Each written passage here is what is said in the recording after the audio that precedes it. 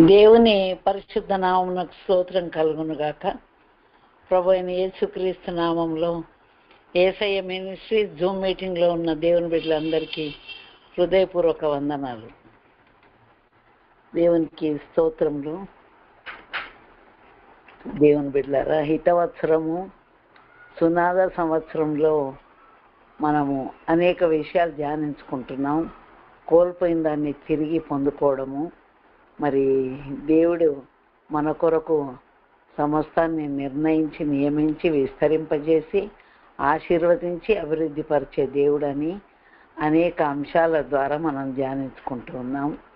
ఈరోజు ధ్యానం కొరకు ఇర్మియా గ్రంథం 3వ అధ్యాయం 15వ వచనంలో, నీ దేవుడైన 3వ అధ్యాయం 15వ వచనం, నాకు ఇష్టమైన కాపర్లను మీకు నియమించును, వారు జ్ఞానంతోనూ వివేకంతోనూ మిమ్మను ఏలుదురు. దేవునికి స్తోత్రం. ఈ సునాద సంవత్సరంలో దేవుడు తనకిష్టమైన కాపర్లను మీకు నియమించును అని చెప్తూ ఉన్నాడు. కాపర్లు గొర్రెలను కాసేవారిని కాపర్లు అంటారు. అయితే ఈ కాపర్లు గొర్రెలను మేపుతాడు, కాపాడుతాడు, మరి వాటి ముందు మార్గదర్శకంగా నడుస్తూ ఉంటాడు. అయిన తర్వాత మరి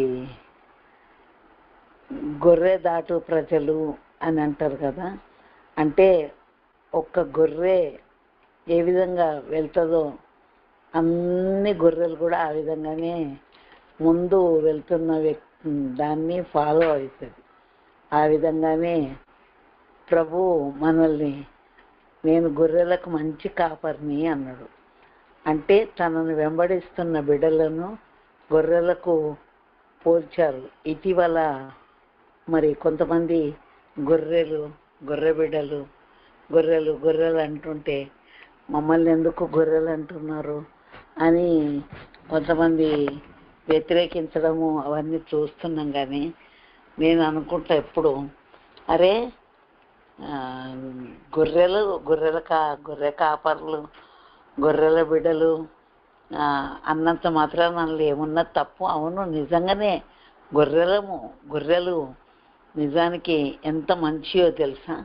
తమ యజమానిని వెంబడించే గొర్రెలు. మరి అంతేకాకుండా మరి గొర్రెలకు కొమ్ములు ఉండవు. మేకలకు కొమ్ములు ఉంటాయి కానీ గొర్రెలకు కొమ్ములు ఉండవు. అంటే అది తల ఉంచుకొని స్ప్రింగ్ బొమ్మలాగా ఇట్లా ఊగుతూ నడుస్తుందే కానీ పొడవడానికి కొమ్ములు అనేవి గొర్రెకు ఉండవు. దేవునికి స్తోత్రం. దేవుని బిడ్డలారా, దేవుడు తనకిష్టమైన కాపర్లను మన కొరకు నియమిస్తానని ప్రభువు చెప్తూ ఉన్నాడు. దేవునికి ఇష్టమైన కాపర్లు, ఆ కాపర్లు పాలిచ్చే వాటినేమో మెల్లగా నడిపిస్తారు, మరి నడవలేని వాటినేమో ఎత్తుకొని భుజం మీద వేసుకొని కూడా నడిపిస్తారు. వాటికి ఆకలి అయినప్పుడు ఆకలి తీరుస్తారు. శాంతికరమైన జలముల యొద్ద పరుండేటట్టుగా.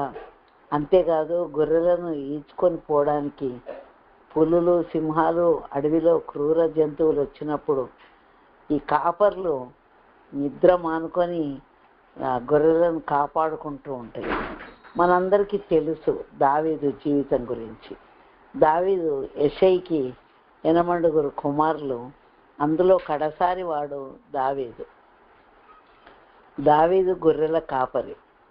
అయితే అన్నలేమో మిలిటరీలో పనిచేస్తుండ్రు, కానీ దావీదు గొర్రెల కాపరిగా గొర్రెలను తీసుకొని వాటి ఆకలి తీరుస్తూ, వాటిని మేపుతూ, వాటిని భద్రంగా కాపాడుతూ, ఆ విధంగా సింహాలు, ఎలుగుబంటులు ఎత్తుకొని పోవడానికి వచ్చినప్పుడు మరి పోరాడి ప్రాణాన్ని ఎదురు పెట్టి పోరాడినట్టుగా మనం వాక్యంలో చూడవచ్చు. దేవునికి స్తోత్రం. దేవుని బిడ్డలారా, మన గొర్రెలకు మంచి కాపరైన ప్రభు అయిన క్రీస్తు, ఆయన గొర్రెలకు మంచి కాపరిని అని చెప్తూ ఉన్నాడు. అంతేకాదు, మరి కాపరి ఏ విధంగా గొర్రెలను కాపాడుతూ పోషిస్తూ ఉంటాడో ఆ విధంగా మరి ఒక సంఘాన్ని నడిపించే వ్యక్తిని కాపరి అని పిలుస్తూ ఉంటారు. కాపరి అనగా పాస్టర్ అని కూడా చెప్పుకోవచ్చు. మరి ఈ కాపరి దగ్గర ఒక కొంకి కర్ర ఉంటుంది. ఆ కర్రతోటి చివురు కొమ్మలను వంచి ఆ మేకలకు గొర్రెలకు అందకపోతే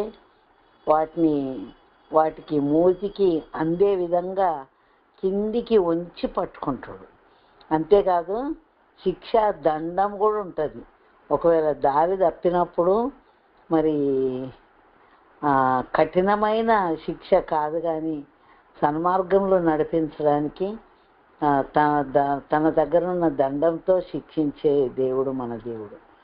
మరి ఎస్తేరు కూడా రాజైన అహష్వేరోషు దగ్గరికి వెళ్ళినప్పుడు మరి నేను నశించేదను, నా జనాంగమైన యూదుల కొరకు నేను ప్రాణాన్ని ఒడ్డి ప్రాణం పెట్టైనా వాళ్ళను కాపాడుకుంటాను అనే ఉద్దేశంతో నేను నశించేదను అనే తీర్మానంతో రాజైన అహష్వేరోషు దగ్గరికి వెళ్తే ఆమె ఏమీ నశించలేదు, కానీ రాజుకు ఆమెను చూడగానే దయగలిగి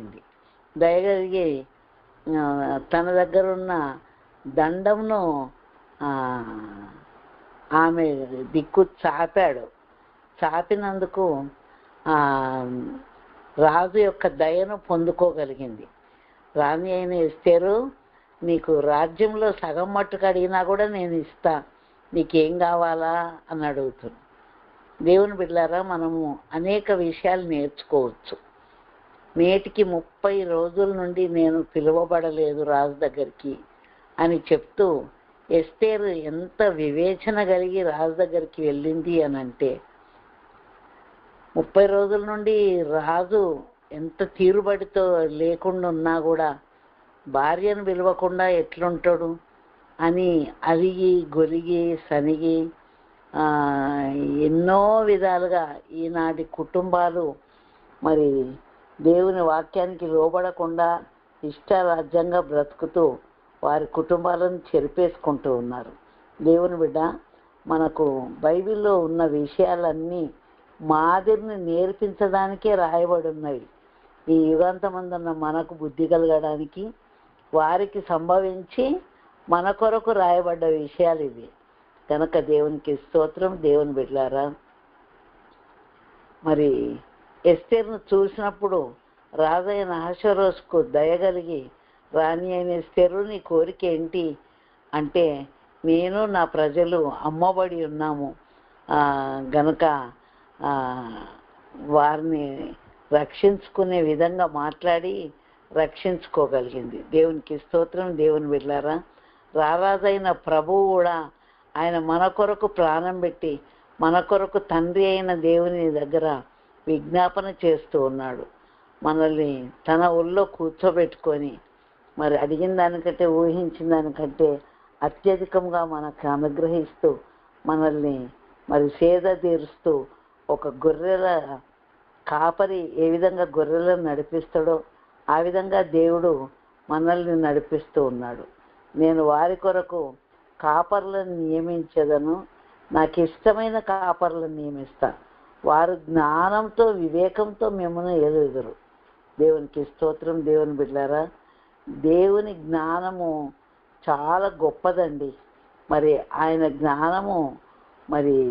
జ్ఞానంతో కాపర్లను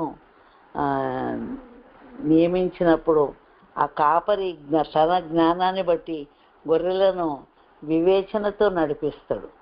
ఆ విధంగా మరి గొర్రెల కాపరి గొర్రెలను ఏ విధంగా పోషించి నడిపిస్తాడో, భద్రంగా కాపాడుకుంటాడో, ఆ విధంగా మన ప్రభువు మన కొరకు ఆయన కాపాడుతూ మనల్ని పోషిస్తూ నడిపిస్తూ ఉన్నాడు. మరి నాకు ఇష్టమైన కాపర్లను మీకు నియమించును అని ప్రభువు చెప్తూ ఉన్నాడు. దేవునికి స్తోత్రం. దేవుని బిడ్డలారా, కాపర్ లేని గొర్రెల వలె చెదిరిపోవడము దేవునికి ఇష్టం లేదు. కాపరి ఉంటే ఒక నియమ ప్రకారంగా, ఒక పద్ధతి ప్రకారంగా ఏ విధంగా వాటి విషయం జాగ్రత్త వహిస్తూ నడిపిస్తాడో ఆ విధంగా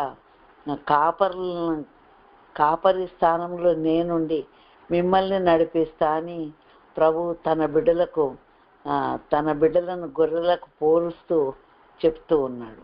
అంతేకాదు మరి ఈ యొక్క ఇర్మియా గ్రంథము 23వ అధ్యాయంలో కూడా ఇదే కాపర్ల గురించి ప్రభు చెప్తూ ఉన్నాడు. 23వ అధ్యాయము 4వ వచనం, నేను వాటి మీద కాపర్లను నియమించదను, ఇక మీదట అవి భయపడకుండాను బెదిరిపోకుండాను వాటిలో ఒకటి అయినను తప్పిపోకుండాను వీరు నా గొర్రెలను మేపెదరు. ఇదే యెహోవా వాక్కు. దేవునికి స్తోత్రం. దేవుని బిడ్డలారా, దేవుడు మనకు నియమించే కాపర్లు ఎవరైతే ఉన్నారో వారిని దేవుడు జ్ఞానంతో వివేకంతో నింపి మనకు జ్ఞానం కలుగునట్లుగా బోధించి దిద్దుబాటు చేసి జాగ్రత్త వహించి మనల్ని మేపి మరి తండ్రి యొక్క సన్నిధిలో భద్రంగా మన ఆత్మీయ జీవితాన్ని మెరుగుపరచడానికి మన కొరకు దేవుడు కాపర్లను నియమిస్తానని ప్రభువు చెప్తున్నాడు. అంతేకాకుండా క్రూర మృగాలను చూస్తే బెదిరిపోతాయి కదా గొర్రెలు. అయితే అవి బెదిరిపోకుండా భయపడిపోకుండా వాటిలో ఒక్కటి కూడా తప్పిపోకుండా కాపర్లు నా గొర్రెలను మేపెదరు అని చెప్తున్నాడు. దేవునికి స్తోత్రం. దేవుని బిడ్డారా, ఆయన మనల్ని కాపాడే దేవుడు, మనల్ని పోషించే దేవుడు, మనల్ని నడిపించే దేవుడు, మనల్ని భద్రపరిచే దేవుడు, మన కొరకు జాగ్రత్త వహించే దేవుడు.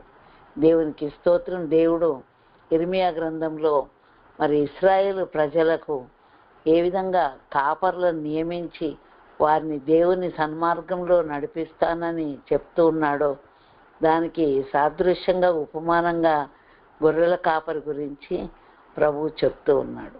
దేవునికి స్తోత్రం. దేవుని బిడ్డలారా, మరి గొర్రెల కాపర్లను గొర్రెలు చెదిరిపోకుండా వాటిని భద్రపరిచే విధంగా కాపర్లకు జ్ఞానము వివేచననిచ్చి మరి సన్మార్గంలో నడిపించే విధంగా మరి ఆ కాపర్లకు దేవుడు జ్ఞానాన్ని ఇచ్చి నడిపిస్తాడు.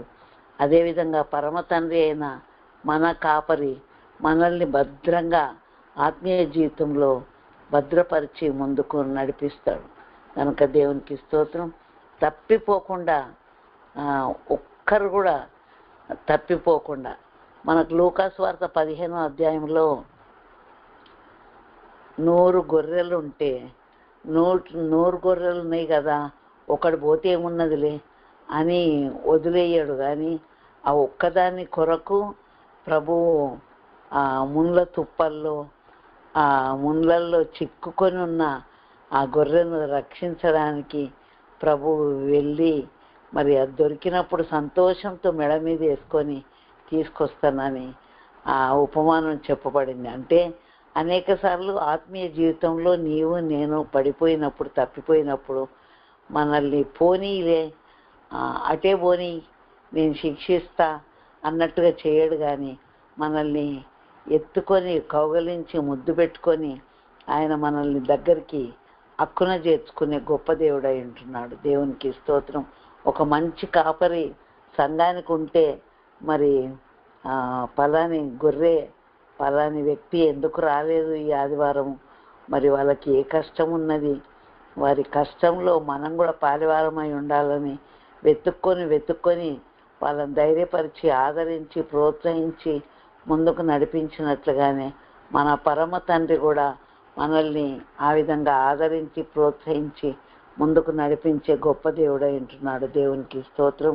ఈ సునాద సంవత్సరంలో దేవుడు కోల్పోయిన ఆ గొర్రెను పోనీలే అని వదిలేయడు. కానీ దాన్ని ఎత్తుకొని మెల్లగా నడిపించి మరి తీసుకొని వచ్చి మరి మందలో కలిపే గొప్ప దేవుడై ఉంటున్నాడు. దేవునికి స్తోత్రం.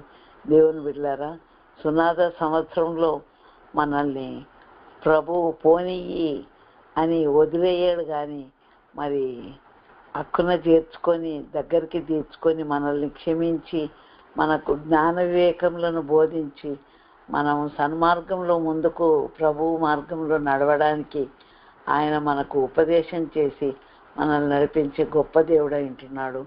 ఈ సునాద సంవత్సరంలో నేను వారికి కాపర్లను నియమిస్తా అని చెప్పడము నిజంగా అది మనకెంతో ఆశీర్వాదం. కాపర్ లేని గొర్రెల వలె చెదిరిపోతే మరి ఏమీ లాభం లేదు. కాపరి ఉండి మరి పోషించి ఉపదేశం చేసి సన్మార్గంలో నడిపించి బలమైన మేతను పెట్టి మరి వివేచించి చల్లగా మరి పారుతున్న ప్రవాహం లాంటి నీళ్ళ దగ్గర దాహం తీర్చడు. కానీ ఆయన మరి 23వ కీర్తనలో ఉంది కదా, శాంతికరమైన జలముల యొద్ద ఆయన నన్ను నడిపించు. దేవునికి స్తోత్రం. దేవుని బిడ్డలారా, దేవుడు తన బిడ్డలైన మనల్ని, తన గొర్రెలమైన మనల్ని ఆయన కాపరిగా ఉండి మనకు వివేచన కలగజేసి జ్ఞానము కలగజేసి మనల్ని అన్ని విధాలుగా ప్రోత్సహించి ధైర్యపరిచి బలపరిచి మనం కృంగిన స్థితిలో, మనం నడవలేని స్థితిలో నడిపించుకొని ఆయన ముందుకు తీసుకొని వచ్చే దేవుడు కనుక మన కొరకు ఎంత శ్రద్ధ కలిగిన దేవుడు. మన కొరకు కాపర్లను నియమించి కాపర్లను జ్ఞానం ఇచ్చి వివేచన ఇచ్చి మనకు ఉపదేశం చేయడానికి వాళ్ళని నియమించి, ఒక గొర్రెల కాపరి గొర్రెను ఏ విధంగా కాపాడుతాడో ఆ విధంగా కాపరి ఏ విధంగా సంఘంలో ఉన్న దేవుని బిడ్డను పోషించి ప్రోత్సహించి ముందుకు నడిపిస్తాడో ఆ విధంగా మన పరమ తండ్రి కూడా గొర్రెలకు మంచి కాపరిగా ఉండి మనల్ని నడిపించి దేవుడు వింటున్నాడు. ఆయన మన కొరకు కాపరి లేకపోతే ఏమున్నదిలే అని వదిలేయడు, కానీ కాపర్లను నియమించి మనల్ని ప్రభు మార్గంలో ముందుకు నడిపించి దేవుడు వింటున్నాడు. దేవునికి స్తోత్రములు. మరి వాటిలో ఒక్కటైనా తప్పిపోకుండా నా గొర్రెలను మేపెదరు. దేవునికి స్తోత్రం. దేవుడు మరి ఒక్క గొర్రెను కూడా తప్పిపోనీయకుండా మనల్ని మేపి మనల్ని పోషించి మనల్ని బలపరిచి మనల్ని ముందుకు నడిపించే గొప్ప దేవుడు కనుక దేవునికి స్తోత్రం చెల్లిస్తూ, ప్రభా మా కొరకు నియమించిన కాపర్లను బట్టి వందనాలు నాయన. మా కొరకు మరి శ్రద్ధ తీసుకునే కాపర్లను నియమించినందుకు వందనాలు. నీవు అందరికంటే ముఖ్యంగా పరమ తండ్రివైన నీవే మా మంచి గొర్రెల కాపరివి కదా. మరి నీవే మమ్మల్ని నీ సన్మార్గంలోనికి నడిపించు, ఆత్మీయంగా ముందుకు నడిపించని ప్రార్థన పూర్వకంగా ప్రభు సన్నిధిలో ముందుకు సాగడానికి దేవుడు తన కృప మెండుగా మనందరికీ దయచేయును గాక. ఆమేన్.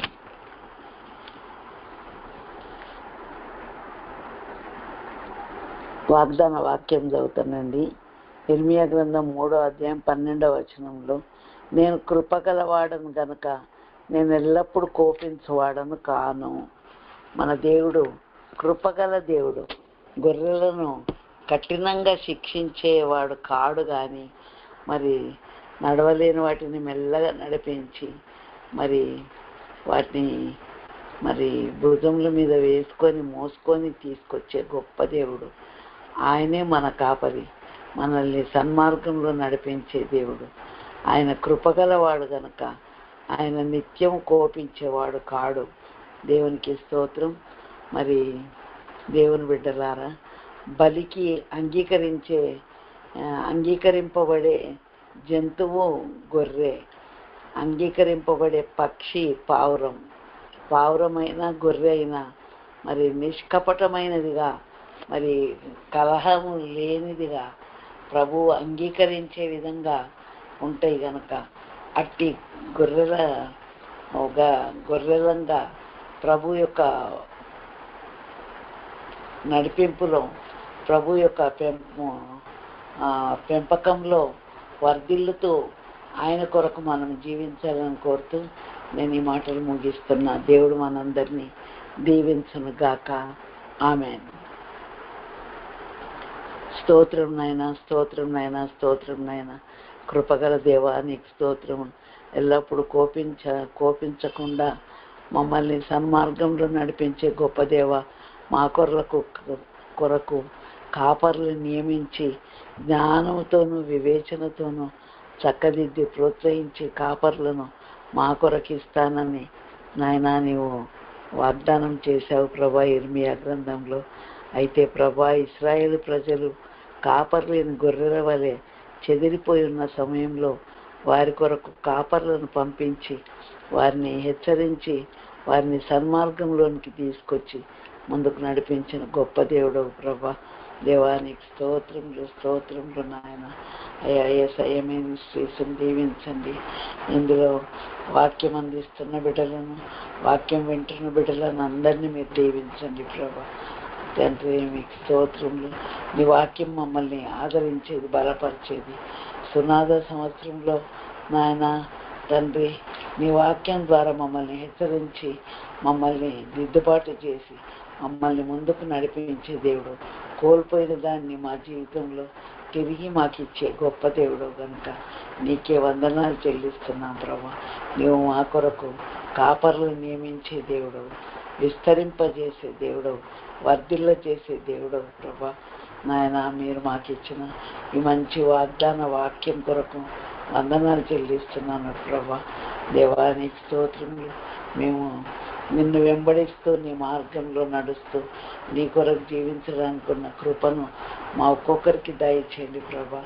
ఈరోజు ప్రేయర్ సెల్లో జాయిన్ అయిన ప్రతి బిడ్డను, వాక్యం విన్న ప్రతి బిడ్డను మీరు దీవించమని సహాయం చేయమని యేసు నామమున ప్రార్థిస్తూ ఉన్నాను కన్నా తండ్రి, ఆమేన్.